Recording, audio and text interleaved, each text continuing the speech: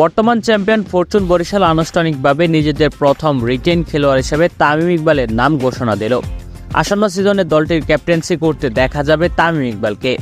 সাম্প্রতিক সময়ে বাংলাদেশ এবং ভারতের মধ্যকার টেস্ট সিরিজে ধারাভাষ্যকার হিসেবে যুক্ত হয়েছিলেন তামিম ইকবাল। এর আগে বাংলাদেশ ক্রিকেট বোর্ড বিসিবির নতুন পরিচালকদের সাথে বৈঠকের পরপর ধারণা করা হয়েছিল হয়তো প্রফেশনাল ক্রিকেট থেকে পুরোপুরি অবসর নিয়ে নেবেন তামিম ইকবাল। বাংলাদেশ ক্রিকেট বোর্ডের কোনো একটা দায়িত্বে দেখা যেতে পারে তাকে। সেই ক্রমেই অনেকেই ধারণা করে নিয়েছিল হয়তো এবারের বিপিএলে মাঠে নাও নামতে পারেন তামিম ইকবাল। কিন্তু ফরচুন বরিশাল তাদের অফিসিয়াল ফেসবুক পেজ থেকে গতকাল একটি পোস্টের মাধ্যমে নিশ্চিত করে তামিম ইকবাল আসন্ন বিপিএল আসরে মাঠে নামবেন ফরচুন বরিশালের হয়ে। তারা সেই পোস্টটিতে লিখেছে, welcome to Fortune Barishal captain Khan Saheb. Fortune বরিশালের জাহাজের ক্যাপ্টেন হয়ে আবার ফিরে আসার জন্য ধন্যবাদ। তবে এই পোস্টটিতে উল্লেখ নেই তামিম ইকবাল আর কত সিজন খেলে যাবেন তাদের দলের হয়ে।